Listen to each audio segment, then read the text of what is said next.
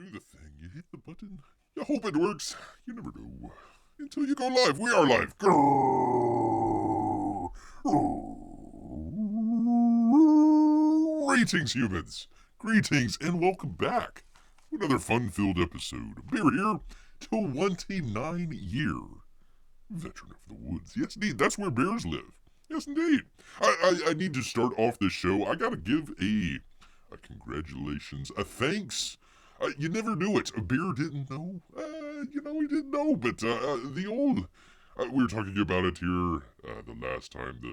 The Velma show out there. Everyone's talking about it. Bear doesn't care in the least. But I want to thank a crypto MAGA enthusiast, insurrectionist out there. What was her name here? Mandy Kaling out there, of making such a terrible show that everybody thinks that she is a crypto MAGA enthusiast out here. So I want to thank what's her name, Mindy out here. Apparently Bear is getting a whole bunch of SEOs on the YouTubes. That was the entire purpose of Velma. So thank you. I have no idea what SEO is, but thank you very much. Thank you very much, Velma lady out there. We do appreciate you. Yes, indeed. I tell you what, people. I mean, you go through the looking glass there when you say the show is so terrible that of course she has to be some sort of MAGA enthusiast out there to be she's just playing with everything. She's making it look like the woke programming is so bad that people talk about it. People talk about it out there. That's neat. All right, I gotta get to that. We have chats. We actually have chats here. Holy cow! And great to see Amy. Great to see P Money and Melissa too. Yes, indeed. We don't have just one. We've got two Lesters here. Yes, indeed. Hey, Beer.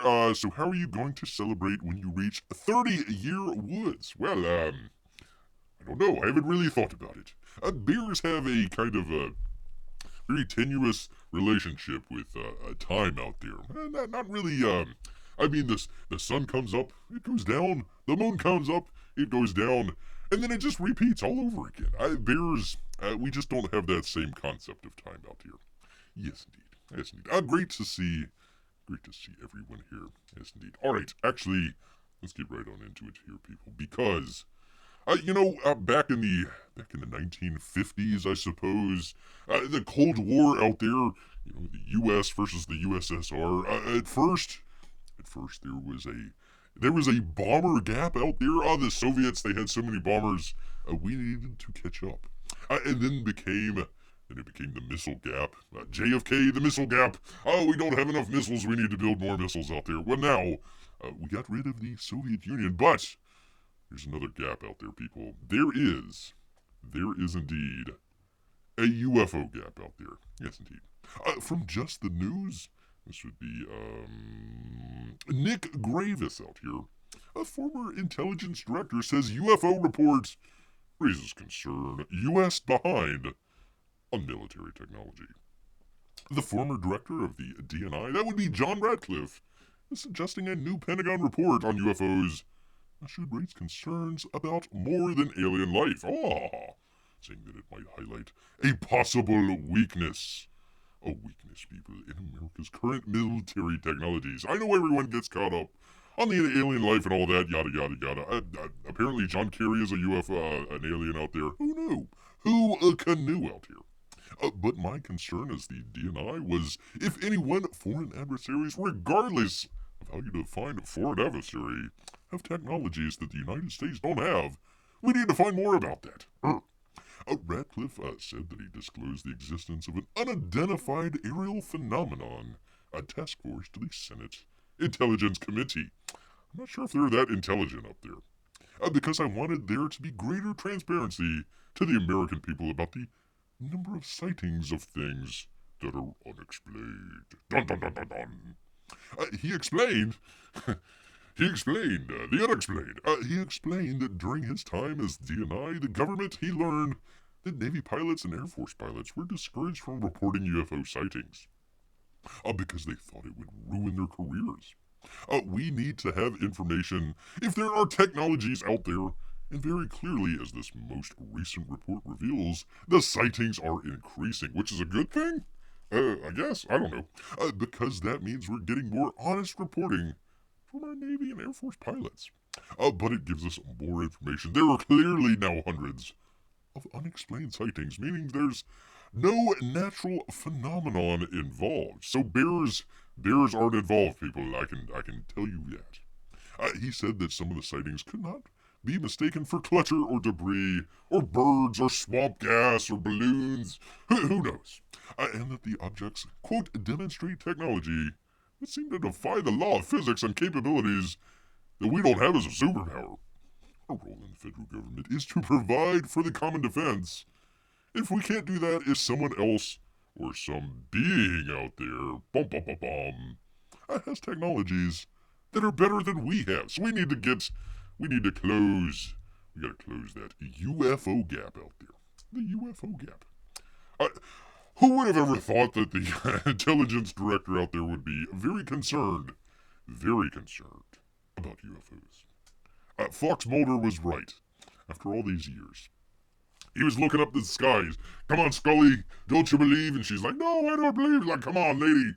Weren't you impregnated by an alien? Oh, well, maybe, but it was kind of a weird episode anyway, so maybe. But it was true because it was in the dang movie, and then we all forgot about the movie because whatever his name is, the Terminator 2 out there, he came in and took my place because, Fox Mulder went to go do something else. And then he came back because, something else. He was trying to make a big movie star, and then that didn't work out, so he had to come back and finish out the final season with alien babies, people. Alien babies out there. It's got to be true, people. It's on TV. On TV. Bears have no concept of time. It's true. So that's why Bear is always late for his show. I am not late. Bear was right on time. Right at 8 o'clock here. 8 o'clock. Actually, yesterday, luckily we weren't doing it yesterday. The power went out. Bear was just chilling out, reading, and then all of a sudden, bzz, there goes the power. Like, what's going on out here? A light sprinkle outside, and all of a sudden the power goes out. So, hopefully that won't be the case. If the aliens want to abduct P Money to get me off this planet, he's all for it. It depends on where you're going, sir. It just depends on where you're going. All right, we actually talked. By the way, I don't have any campaign updates here. Usually we have something from Graham Nolan or maybe Aaron Lopresti or you never know. One out of the blue out there somewhere. We haven't had any here, so unfortunately, no comic news up here just yet. But we're hitting all the hits here, people, including people from let's see, the New York Post and Thomas Barbary out there, isn't he? Barbary. Ex-CNN anchor, that would be Tater out here, resurfaces in Davos to host a disinformation panel. Well, if there's anybody that can tell us about disinformation, it would be Tater. A canned CNN anchor, that would be Brian Stelter, resurfaced in Davos. Have you ever heard that, man? Sounds like a 12-year-old girl. Very weird. On Tuesday to host a panel discussion on, quote, disinformation at everybody's favorite resort, be the World Economic Forum's, the Ritzy Summit out there. The Stelter-led event, that should never be a sentence, unless it's Stelter leading people to the buffet or something like that, was dubbed the clear and present danger of disinformation. Now, Bear, right away, when a lot of the whole Ukraine thing started to get started, Bear talked about the movie, The Clear and Present Danger out there, and how kind of it lined up. I mean, it was like, okay, we've gotten the Russians to fight the U.S. In a proxy battle, so when all the dust settles and everything, Europe would be on the top there. Well, here it is. Here he is saying, you can't make this up, people. This is why you watch the show here, not to see what's going on, but to see what's going to go on. Let's see, the clear and present danger of disinformation. Pardon me. Grab a drink here, people. There we go. And featured appearances by several prominent figures. Well, it wouldn't be those underclass out there, that's for sure. Including a New York Times publisher, Arthur Sullensberger. If you ever have some time, go look up the whole Sullensberger clan out there. Walter Durante, all that fun stuff. Some very interesting stuff out there. With let's see, the bad Germans, the Soviets, good friends with Stalin out there. Have you ever heard the what was it?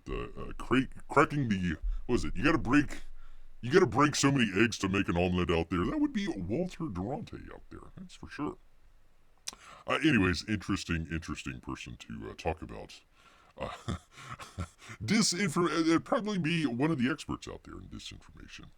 European Commission Vice President, Vera Giovanna. Okay, sure.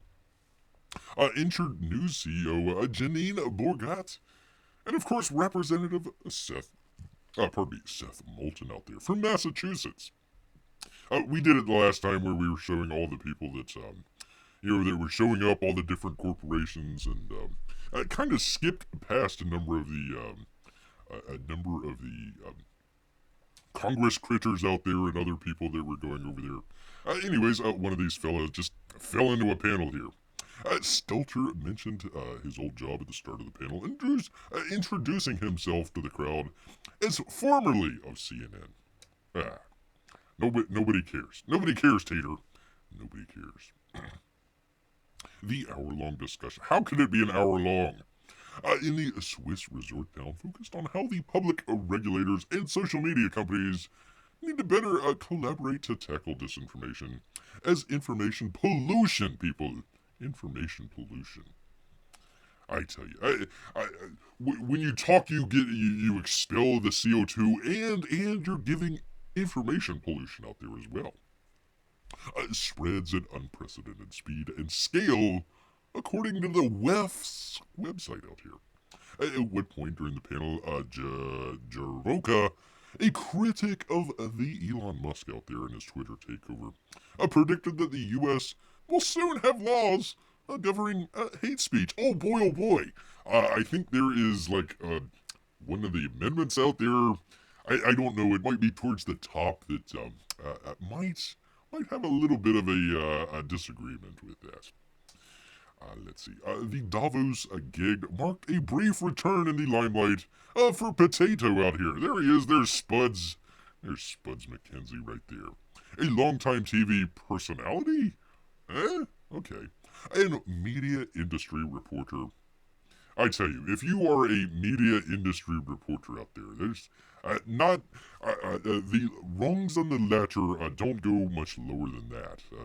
You're reporting on other media people. Oh boy. People we go to parties with. Yay! Who had kept a low profile since CNN fired him and canceled his show, Reliable Sources, last August. There he goes. Yeah, lovely fella. That tie is working overtime there. Let's see. P Money says, my family went to Red Lobster today. Well, that's awesome. We had seafood, and Bear's love of seafood came up in conversation. Oh, well. Bear's glad that he is on P Money's mind out here. Very cool. Very cool. I don't know how much salmon they have at Red Lobster. Let's see, if misinformation is pollution, can we try recycling misinformation? I don't know. That would be very interesting there. That would be very interesting.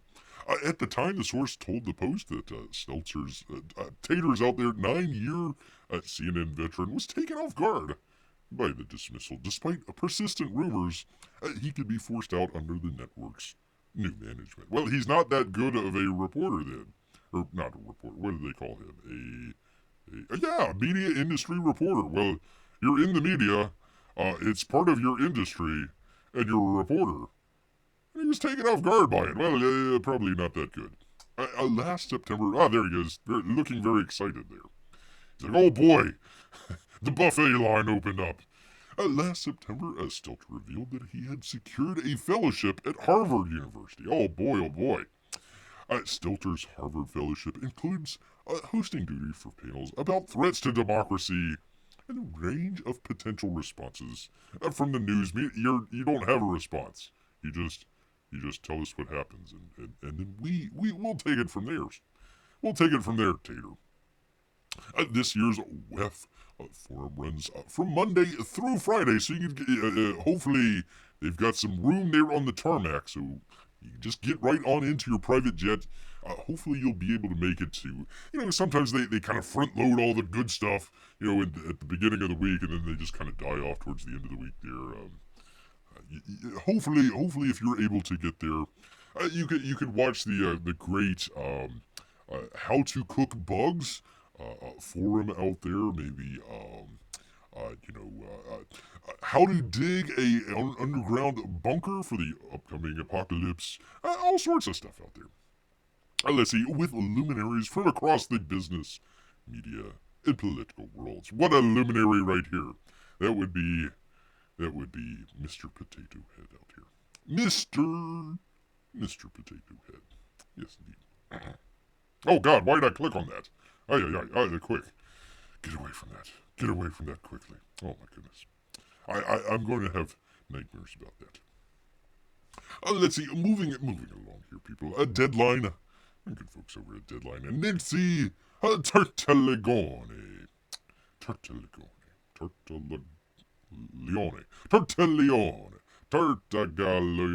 I don't know, whatever.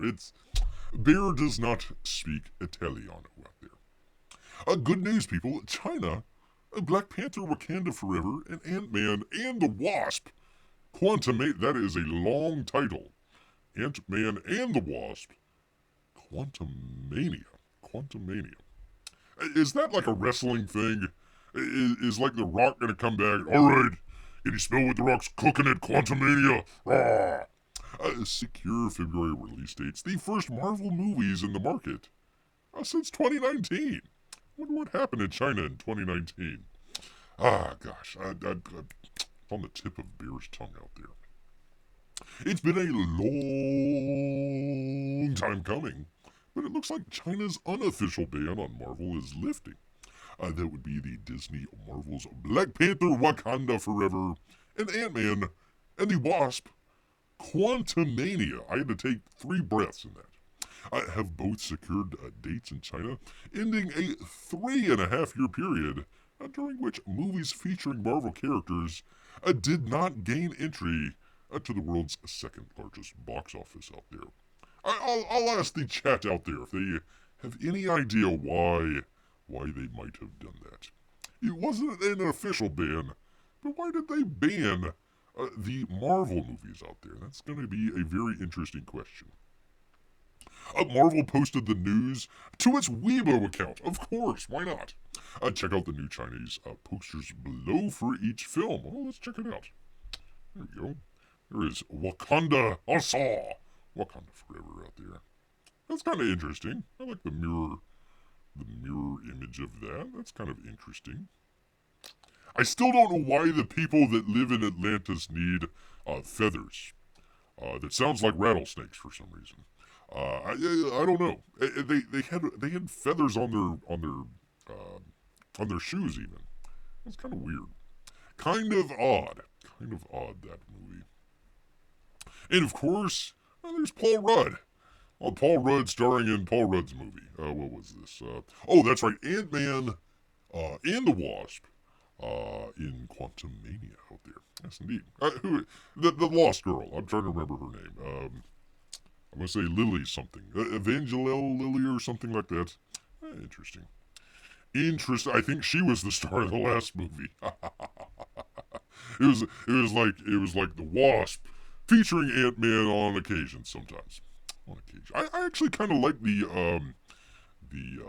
trailer for this. I know some of the people were commenting on one of the characters there. It didn't seem like it was correct or something out there. I wasn't following along with that, but I thought that at the very least, and we'll get into this in just a moment. By the way, people, it's all your fault that Marvel Series 4, or the Phase 4 failed. It's all your fault. But we'll get into that in just a minute here. We'll get into that in just a minute here. But yeah, the whole thing.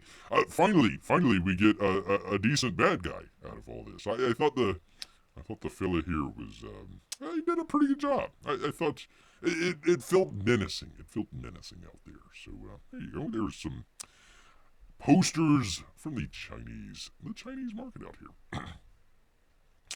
Black Panther 2, which originally released elsewhere in November last year, will set the table on February 7th. Well, Ant-Man 3, oh, thank God. Why just call it Ant-Man 3? For crying out loud. Ant-Man plus the Wasp plus this other fella and all the gang and Scooby-Doo and Quantumania. I mean, blah, blah, blah. Whatever. Just say Ant-Man 3. It's easier. It's easier on Bear.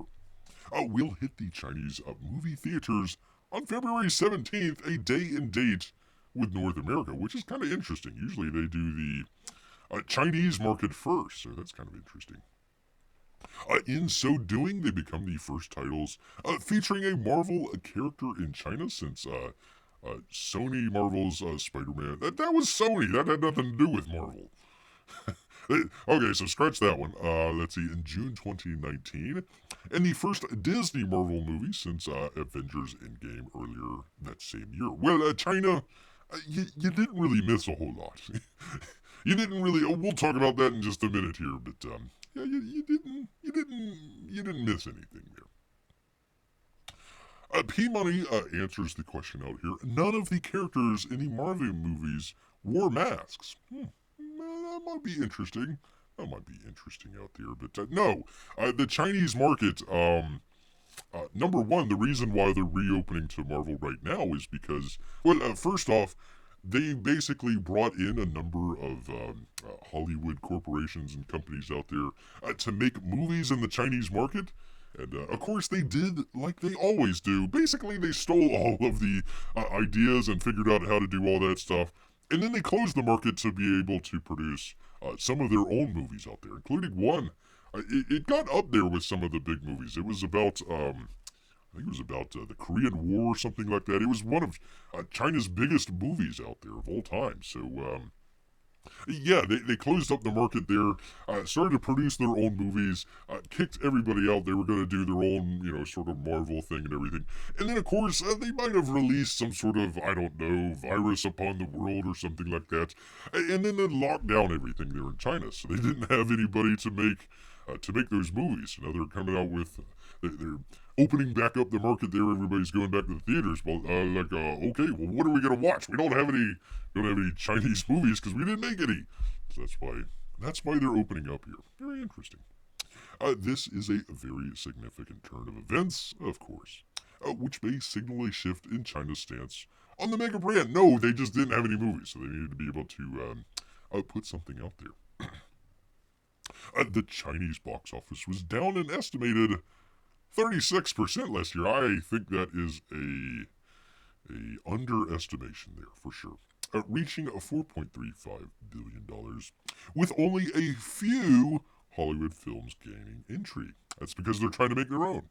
When 20th Century Studios Disney's Avatar, the way of the water out there, or wow, as people say, was granted a day-and-date release in December. It was the first studio movie to receive a prime spot in a long time. Believe it or not, and this isn't commenting on whether you think Avatar is good or bad or anything like that. Believe it or not, American movies actually do pretty well in other countries. Probably the reason why they didn't have Top Gun there is because the whole Taiwan situation there. That was it. Otherwise, they probably would have had that movie there as well. So, yeah, believe it or not, if you make a good American movie, it's going to do well. Not some of the woke stuff out there. Not some of the woke stuff. Let's see. Amy says, "Hi, P Money, staying warm, I hope. My sister and friend are working on building a conditional object for inventory. What? For an inventory system, and I'm being emotional support. You are, Amy. You are Bear's emotional support human out here. Yes, indeed. P-Money says, whenever my wife has her knitting group, I'm often her emotional support too. There you go. That's neat. You gotta watch out for those needles, though. They stab. They hurt. As we previously reported, now that the 20th National Congress of the Chinese Communist Party, as well as the 2021 100th anniversary of the party, are on their way, or out of the way, we hear there's less fear within the government agencies. No, that's not it at all. You people up there at Deadline. Since Far From Home, such Marvel movies to miss the slot in China have included Black Widow, Spider-Man No Way Home, The Eternals, you didn't miss anything there, Shang-Chi and the Legend of the Ten Rings, that wasn't shown in China? Strange. Speaking of strange, Doctor Strange in the Multiverse of Madness, and really you didn't miss anything with Thor, Love and Thunder out there. I bet you there's a number of people that wish that they could have got their money back and time back from watching Thor, Love and Thunder out there from noted bigot, what was his name? Takiti Watiti or whatever the hell it is. Yes, indeed. Ant-Man sequel, Ant-Man and the Wasp, grossed over $121 million in China, while the original Black Panther did a touch over $105 million.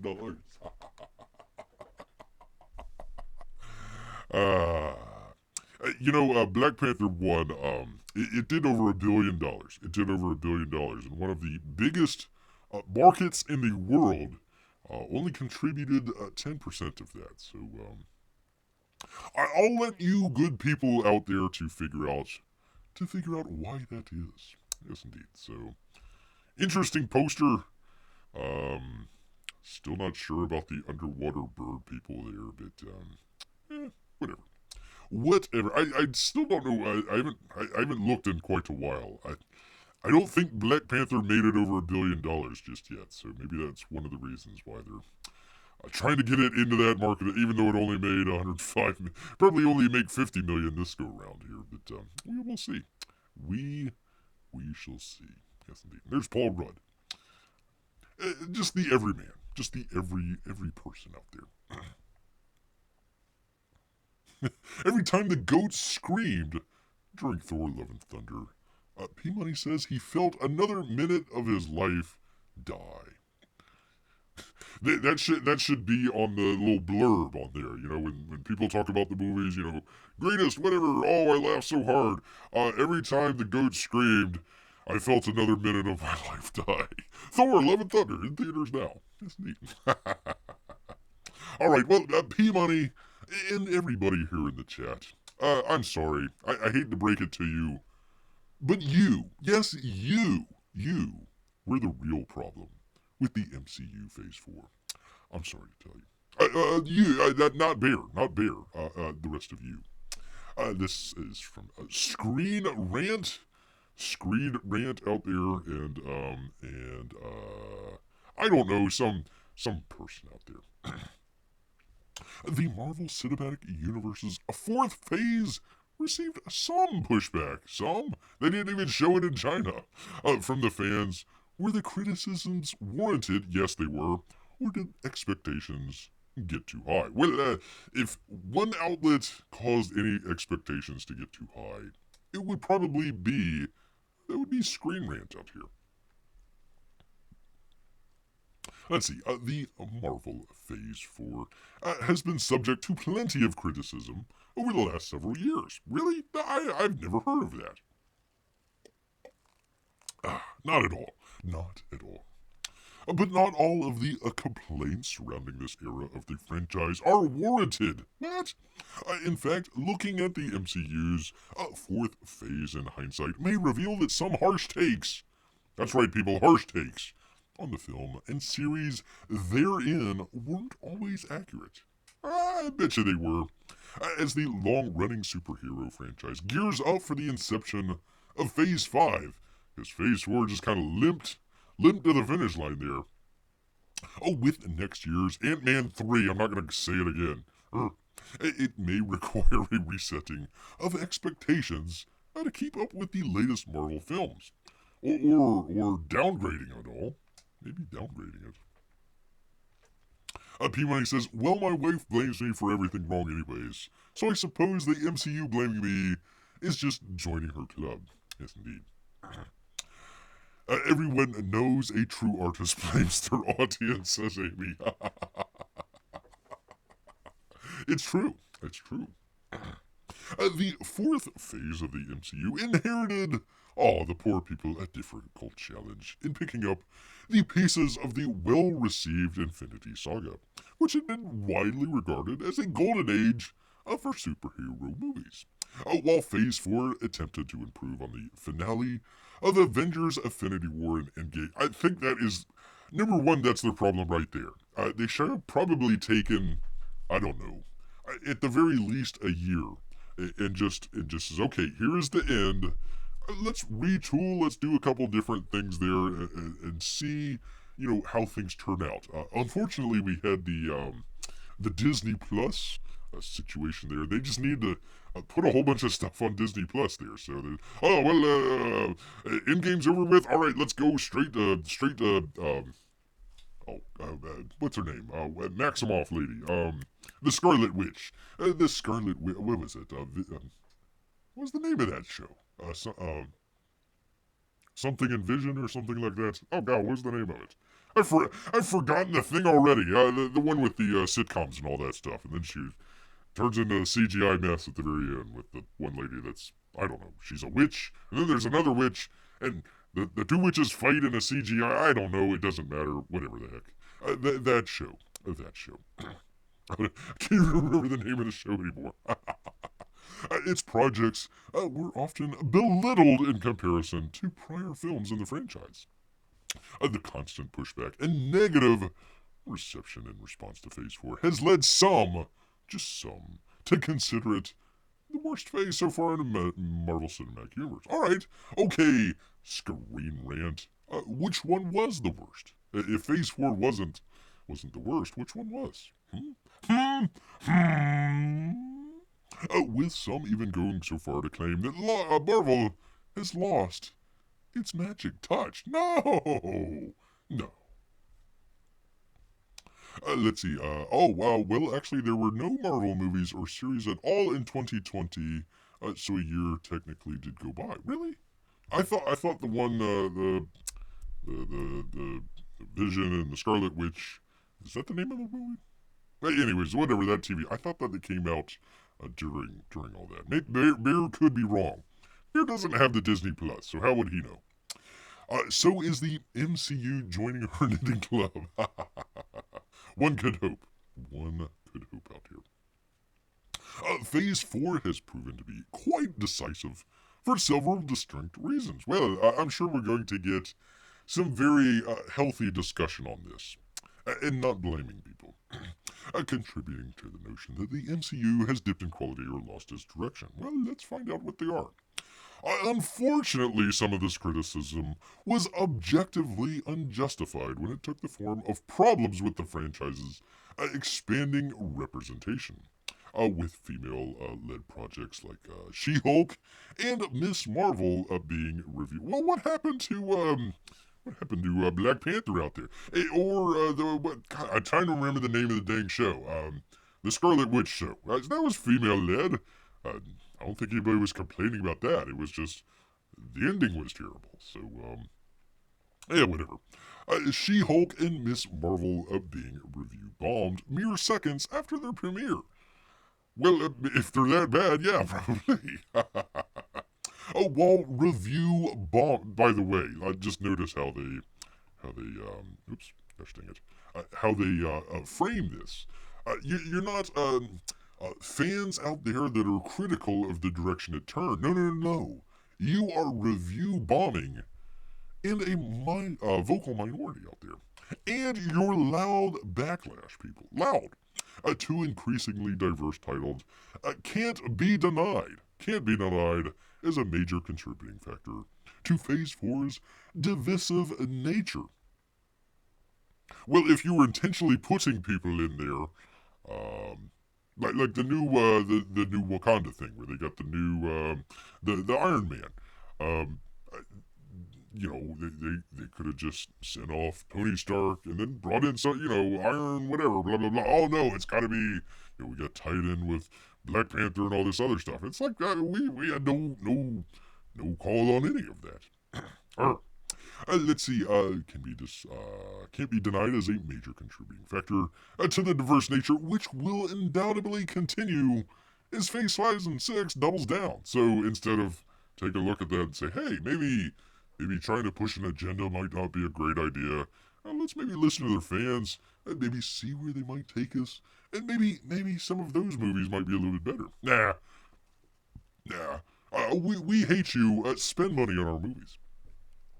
Let's see, on Marvel's efforts to increase representation in its titles. That was never a problem for 1, 2, or 3 phases. Shoot, they had Don Cheadle in there as far as the Iron Man stuff going. They had Black Panther, or excuse me, well, they did have Black Panther. They had Scarlett Johansson in there. They had a number of other female-led stuff out there. So, no.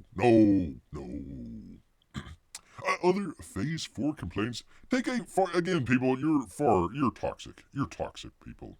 Toxic. Let's see. Let's go down the list here.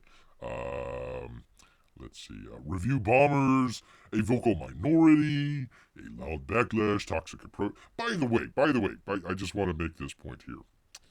If it's a vocal minority, and the diverse majority out there is being spun around by a vocal minority, how great is that diversity then? If a small group of people just review bombing stuff completely takes the Phase 4 phase of it's been a golden age. It's been a golden age. And then all of a sudden it just falls off a cliff from a vocal minority. Aren't you being kind of isn't your I guess unvocal diverse majority out there? Where are they? Where are they? If it's only a minority of people out there, very strange, very strange. But they don't make much sense here in Screen Rant. Let's see. A common point of contention has been the seeming lack of direction. Yeah. What does that have to do with diversity? I mean, you could say, hey, there hasn't been a decent villain that they could, all kind of come together with, like Ultron or the Snappy Finger fella. Oh, hell. That fella. Gosh darn it. Bear, come on, your brain. Thanos. One of these days. We will do a professional show out here. Okay, why didn't we have a main villain? Why is the Ant-Man fella there the first main villain that we've seen? And he's in Phase 5. Why did they not have a common villain therein? As many recent titles don't seem to tie in to the overarching story. Maybe because they had no idea what they're doing. Or they're just changing it up at the last minute. Leaving it unclear how major characters like Doctor Strange fit into the multiverse saga. That was the name of the film, for crying out loud. The increased number of Marvel titles each year contributed to this issue, with the wider range of stories being told not always coinciding with the ongoing theme of the... What was the... I apologize, people, I haven't really seen that many of these Phase 4 films here. Beer's a little bit ignorant on some of this. What was the theme for the entire Phase 4? Could anybody just kind of, boil that down to what they were doing? Oh, the multiverse. Wow. Okay, so you can kill a certain character, but you go to the multiverse, and they didn't die after all. Well, that kind of pulls the drama out sometime, where you're like, well, poor so and so, they died, and then it's like 5 minutes later, no, here I am. Hello. Yeah, not so much. This could lead people to disenfranchisement and a belief that Phase 4 story is moving too slowly. But no, you're just a bunch of haters out there. There is Benedict Cumberbuns or Cumberbunch or what was his name? Cumberbath. I don't know. Whatever. Anyways. While there's no denying that Phase 4 is the most divisive in MCU, claiming that it is the worst phase yet is painting with far too broad of a brush. Well, again, Bear would ask the question, well, which one is? Which one is the worst phase yet? Is it Phase 1? Is it Phase 2? Phase 3? Well, it couldn't have been because that was the Golden Age. The only thing we have is Phase 4. Despite many claims that Marvel projects have dipped in quality, the actual statistics for critical approval don't seem to completely agree. Well, that's the point. Critical approval, Screen Rant.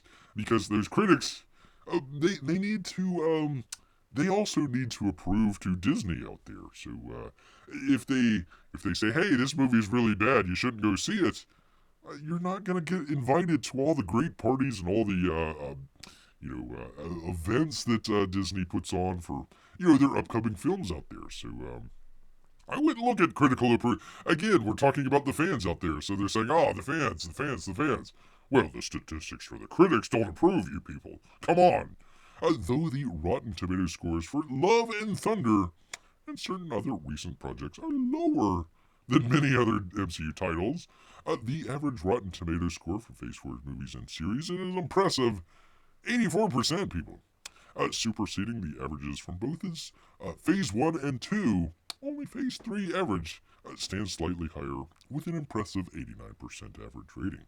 Well, that just tears it right now. I mean, of course, the Eternals was just a whole lot better than Iron Man out there.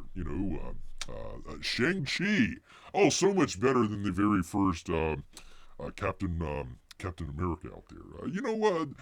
All the great films out there from Phase 3 out there. The audience ratings, however, are a different story. No way! Huh? What? With many of Marvel's lowest scores coming from Phase 4. Though these numbers are tenuous. What? They're tenuous? Considering the destructive nature of review bombing. You suicide review bombers out there, how dare you? Which has made it nearly impossible to ascertain accurate fan approval for titles like She-Hulk or Miss Marvel out there. By the way, why weren't they review bombing phases 1, 2, or 3? Just a question out there. What really went wrong with Phase 4 in this regard wasn't the quality of the projects, but rather their wide range of storytelling in different genres. No, it was definitely the quality of the projects, for sure, which was destined to appeal to more niche groups. Again, why you're taking something that has wide appeal, and then you're saying, okay, haha, we're not going to do that no more. And then when people say, okay, I'm checking out because it's not really appealing to me, how dare you people? How dare you review Bob? How dare you? Phase 4 also included projects like Spider-Man. Again, freaking Sony. That has nothing to do with Marvel. Loki? And Werewolf by Night are hailed as some of Marvel's greatest projects of all time. Loki is considered Marvel's greatest project of all time? What was the name of the actor there? No, not Cumberbatch. Gosh, I can't remember the actor's name there. He does fine, but I didn't see too many people saying, wow, this is the greatest show of all time I've ever seen. Werewolf by Night. Is that the one with what's his name? Poe from the Star Wars film. Oscar Isaacs. Is that the one? Is that the one where he's over in England or something like that, and he transforms? I guess he does transform into a werewolf at night. I'm not too aware of that one. Tom Hiddleston. There you go. Thank you, Melissa. Oh, I've neglected the chat here. Let's see. Knitting would improve most of what they're doing right now. There we go. Knitting by night out there. Loki and his knitting crew out there. That would be one of Marvel's greatest projects of all time out there. Let's see. A small number of unhappy customers wouldn't sink a project people were enjoying. That's true, Amy. That is true. Let's see. Why do we treat Rotten Tomatoes as the ultimate deciding factor of what's good or bad? Why do we or why do they? Bear doesn't. Bear doesn't at all. They do it because isn't Rotten Tomatoes? Don't they aggregate a bunch of stuff there? I think they and selectively use some of the critics out there. So that might be part of it. That might be part of the sort of it's like going to a basketball game or a hockey game, as it were, out there, people, and you already know what the score is going to be in advance. So it's like, all right, I'm going to put all my money on this team here because I already know that they're going to win. So when they're tipping the scales there, yeah, look at all the great reviews on Rotten Tomatoes. Well, okay, but the critics are way up here and the fans are way down here. What's the disconnect here? Well, whatever. Whatever. Let's see. Audience approval is a lot more important than critical approval. Yes, indeed, Amy. Yes, indeed. If they design products to appeal to niche markets, then of course they're going to lose the general market. Of course. But the fellas here at Screen Rant they just don't have a clue out there. Why would that surprise them? Might have dropped on the head as a kid. I don't know. Don't know out there. Criticism regarding Phase 4 seems lacking in direction, people. It's lacking in direction, and must also be held in comparison to previous phases. Well, we did that. Again, which one is the worst? 1, 2, 3, or 4. Come on, Screen Rant. Let's go here. As the first entry in the multiverse saga, Phase 4 is most comparable to Phase 1? No, it's not. We already had... Phase 1 introduced the characters. We already had characters for crying out loud. Of the MCU, the franchise foundation, Phase 4 did not have the crossover finale that Phase 1 had, but has done for... What? Okay, hold on. Let me read that again.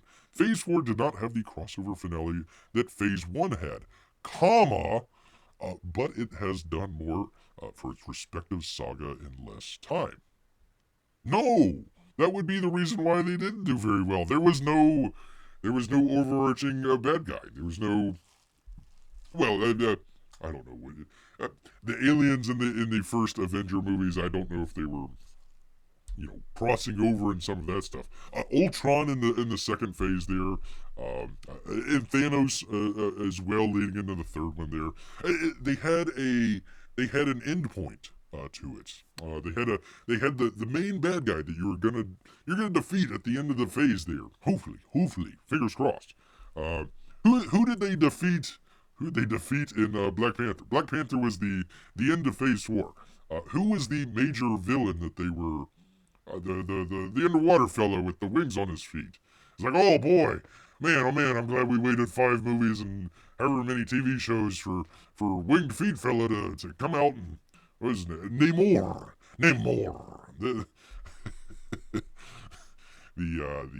What was he, like Aztec or something like that? He's like, oh yeah, the Aztec fella, of course. Yeah, Phase 4 did not have the crossover finale that Phase 1 had. Period. That would be one. That would be one of the many reasons why they failed. But it's done more for the respective saga in less time. That's because they ended it shortly, because they just wanted to end it. It's like, oh god, we're done with this. We need to move on. After 2 years, Phase 4 has already introduced the Multiversus Saga main villain. It has? Who was it? I don't even know. Set up the Avengers Secret War? I guess, sure.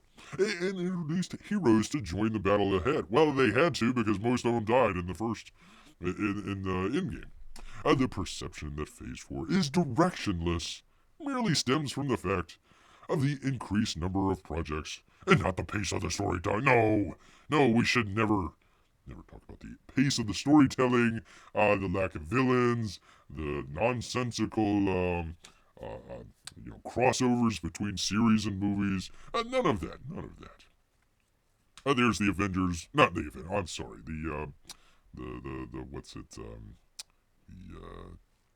God, I can't remember their name. Anyways, these folks, the Eternals, for crying out loud, the Eternals out there. The Eternals. Again, another movie where they took, what was this? 1, 2, 3, 4, 5, 6, 7, 8, 9, 10. 10 people. 10 people. You got to introduce 10 people in one movie. Yeah, that probably isn't going to be a good movie out there. Especially when the lady that made the movie there, her only other movies were like Oscar bait, $15,000 movies out there.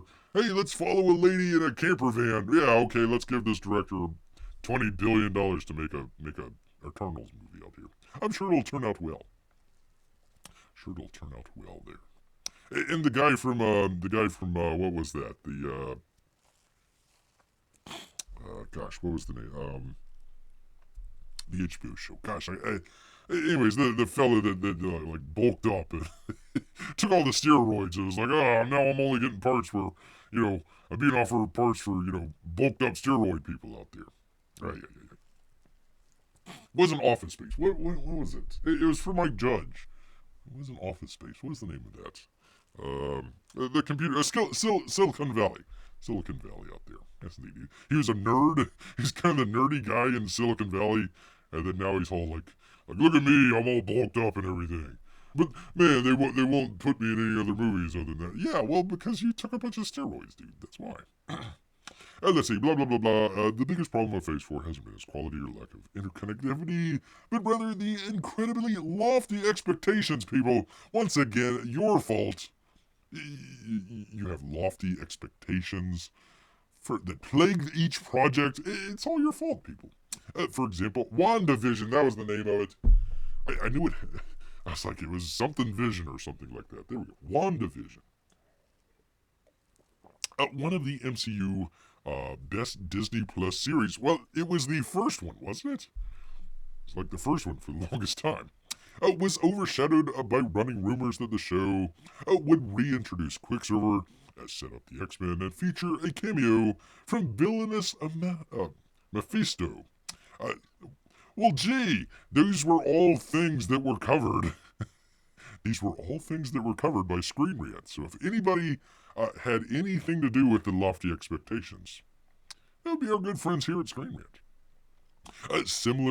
Similarly, plot predictions for Doctor Strange were more akin to that of Secret Wars, making the actual movie feel smaller and less satisfying in comparison. No, it was just not a great movie. What's his face should have went over there and just did the Spider-Man movie instead of this one. It would have been a lot better. Time and time again, rumors led to disappointment when building blocks in the multiverse saga didn't carry the same weight as Avengers-led movies. Well, again, you were leaning on those movies and say, hey, look, here we are, we made another movie. All right, let's make $1 billion, and people didn't show up, and they're like, why? Well, it's all your fault. It's all your fault, people. Yes, indeed. Oh, pardon me. Let me get back to the chat here. Let's see. Rotten Tomatoes averages lots of reviews, a group of critics for critical, and then the user ratings for audience approval. Yeah, and I think they curate the number of critics there as well.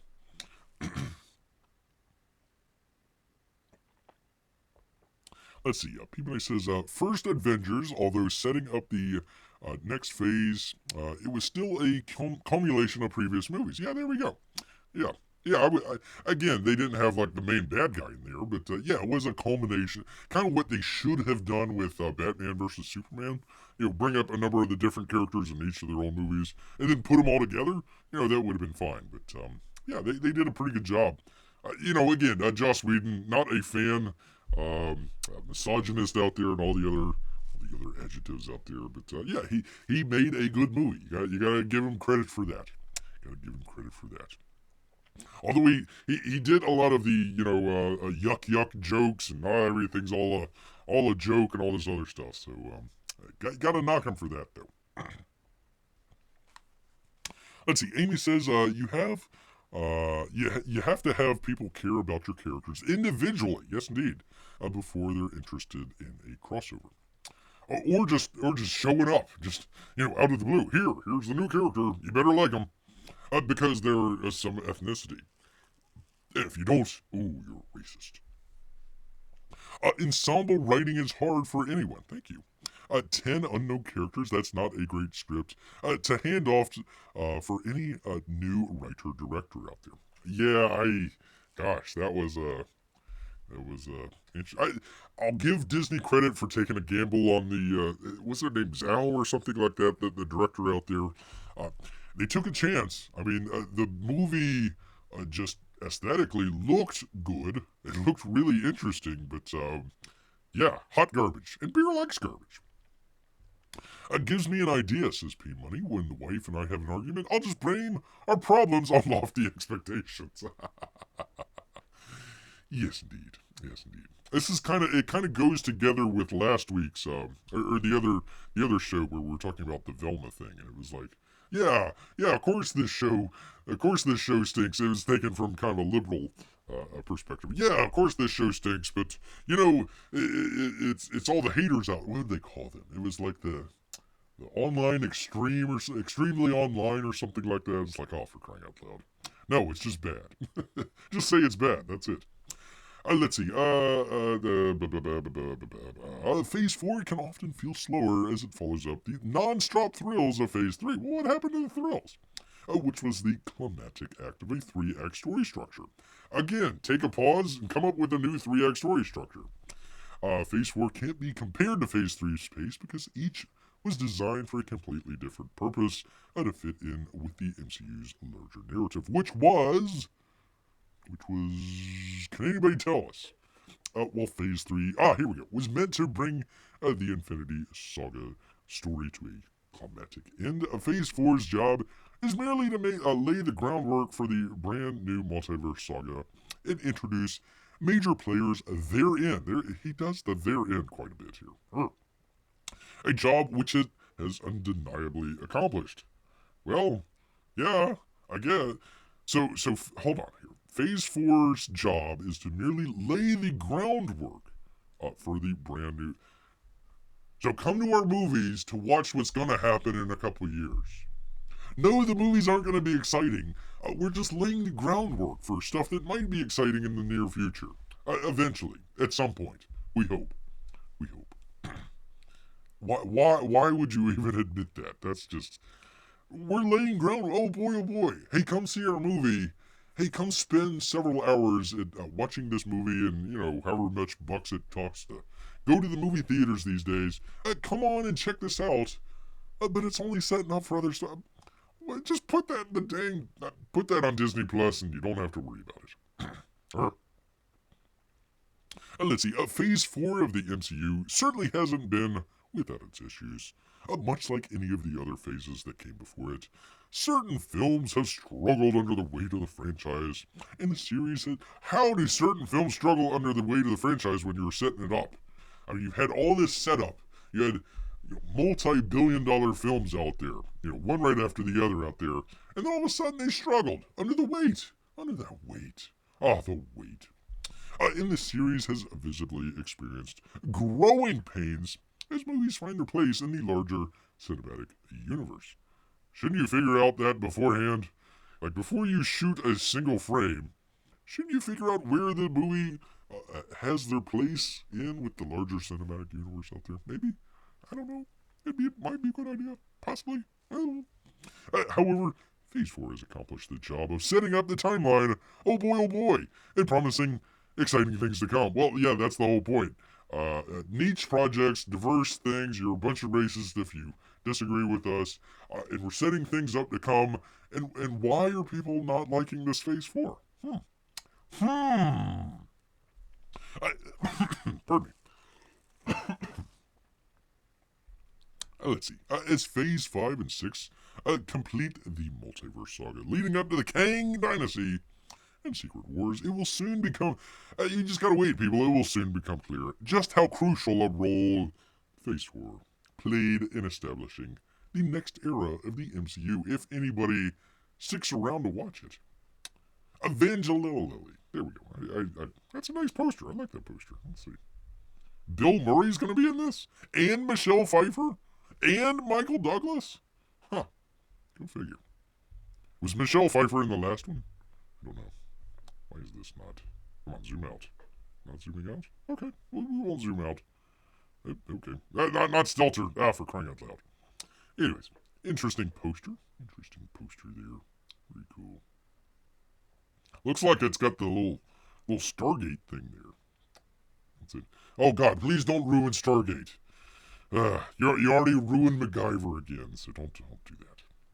Oh, Guardians of the Galaxy. There you go. That's another movie I'm not going to see by that James Gunn fella out there. There we are. Which one is this? Captain America: New World Order. New World Order. What kind of mask is that? Okay, let's go to the prop department there. Okay, so what we need for this mask is you cut out most of the face. Okay, you have some goggles that he puts on, and you cut out most of the top of his head. But we want the mask to cover the back of his head. That way nobody will know who he is, because they won't know what the back of his head looks like. I don't know. It's kind of weird. Kind of odd. I bet it keeps you cool, though. You radiate a lot of heat there. Radiate a lot of heat there in the head, so just take that top part off, and maybe a little, or he might have like a little hat, like a sombrero or something like. Well, that wouldn't be a sombrero. That wouldn't be Captain America. That would be Captain Mexico out there. Maybe he would have like a trucker cap. He should have a MAGA cap on, just for the heck of it. There you go. Captain America wearing a MAGA hat. That would be interesting. I don't think that would ever happen. Thunderbolts, yada yada. What the hell is this? Oh, Deadpool. Whatever. They're trying to do the Fantastic Four. Sure. Good luck with that. Good luck with that. And the fella from, what was it, The Office or something like that? We'll see. We shall see. New World Order is a terrible name for a movie. I gotta agree with you there. Maybe they'll show it at Davos first. They'll premiere it at the WEF out there. Yes, indeed. Let's see. That's a pretty poster. I'm assuming you're talking about the Ant-Man one. Yeah, that's pretty neat. I kind of like that one.